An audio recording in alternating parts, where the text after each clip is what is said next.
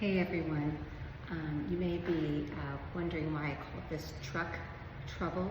Well, I've got a story for you about our truck. It's crazy.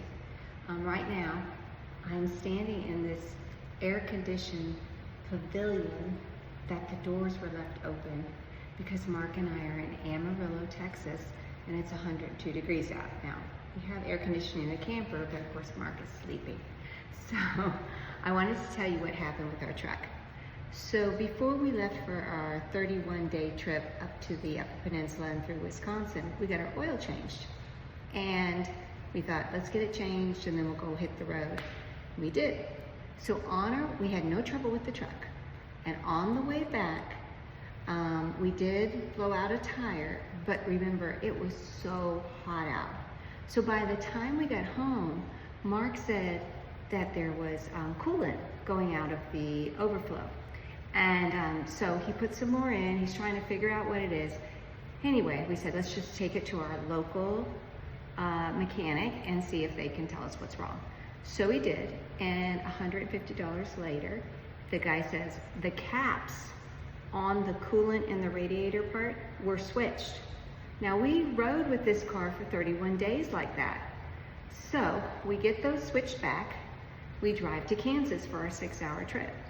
And then we're heading back from Kansas, and all of a sudden, when we're in idling or going about anywhere between 10 and 20 miles per hour in idling, the temperature starts to rise. So we're like, oh no, So we get back and we think, okay, let's go to the Nissan dealer. We did get our oil change there and they flipped the caps, but we're gonna have them diagnosed and they should have good diagnosing stuff. So we take it there. Mark leaves it there for almost 2 weeks. He had gone up to Michigan, came back, and then he's calling them and they're like, we can't find anything, we can't find anything. And we're like, okay, here's the situation, here's what's happening. And we explain about the caps being reversed and the overheating. And they say, okay, well, we'll just try to get a code. We'll try to get a code. And we're like, it rises to overheat, and then we turn it off. We're not gonna let it overheat. Well, believe it or not, they let it overheat so they could get a code. So they get the code of overheat and they call us. And they say, okay, we've got the code, it's overheating. We're like, well, did you let it overheat? We stopped it before it overheated. Anyway, they say $21,000 to fix it. Well, of course, Mark and I jump in the car and they're like, what the heck? So we find out that they tried everything. They let it run for an hour and then finally it overheated. And I'm like, you guys are so stupid. So anyway, we ended up saying, is the car drivable? We were there 4 hours. 4 hours. Now, mind you, I am telling everybody the story about what's happened so far. I'm telling the salespeople that come by and say, how you doing today? And I said, not good. Let me tell you what's going on. So all these people are running around trying to figure it out. So we get the report. It's from the engineer somewhere else.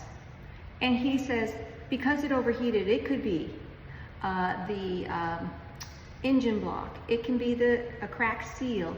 It can be, and he just names like all these things. The fan's not working.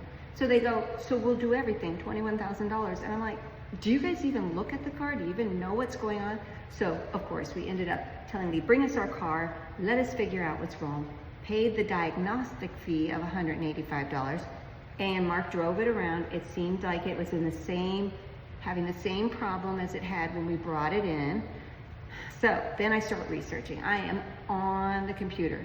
I now know what a cracked seal, that I'm looking in the oil and it's murky white, I'm checking it out, and if there's white coming out of the exhaust, white kind of smoke, we're looking at, and then Mark and I we're trying to figure everything out. So we then take it to another person, another mechanic that is in Claremore, and people were saying he's pretty good. We take it to him and we tell him the situation. We say, maybe it's the fan, because that could cause it, but we don't know. They told us, one person told us the fan's fine, one person told us the fan gets stuck. We don't know. So anyway, we end up taking it to this guy. He calls us, probably by the next day or the end of the day, at the end of the day, he goes, listen, your caps were on wrong. We're like, what the our caps are on wrong? And he goes, but it was shooting out all this coolant. And we're like, no, this engine, the pressurized cap has to be on the overflow because this is one. No, it isn't. This truck is trash. And I looked at your Carfax, and the Carfax says it overheated. So, boy, it could be anything. We're like, just give us the car. Mark changes the caps back and notices that on the cap it says, don't put this on the radiator, the main one. The pressurized is supposed to be over there, and Mark was just like, I cannot believe these people. So we take it home. We're trying to figure out what it is. Maybe with traveling with the cap's wrong, we got a lot of air in it. We try to burp the system. Anyway, we end up taking it to this other guy. He says, let's just flush it out, and I'll make sure it's got, I think it's like pressurized, so there's no air in it. So he does that. We think, okay, this might be it. We take it home. Mark idles it for a while just to see if it will overheat and start to rise. It does. It does. So he is so frustrated. We already postponed our trip one day. So we go ahead, and Mark says, we're going. We're going. And he said, I know how to put it in neutral. He can press the gas. The RPMs go up, and then it cools down. Not the best. I have already looked at sensors, the throttle. I mean, so our goal is to get to the Grand Canyon and get back and then fix this truck. Keep your fingers crossed that we make it. On our way here, we drove 6 hours, and the only time we had some issues was that we had some stop traffic, and so Mark, one, shut off the truck when it's a really long time, and the second time he just kind of put it in neutral and idled it.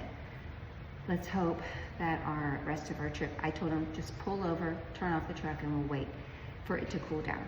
So, wish us luck. This is why it's called truck trouble. And we're gonna have to see what happens. But I really hope we can get this fixed when we get home.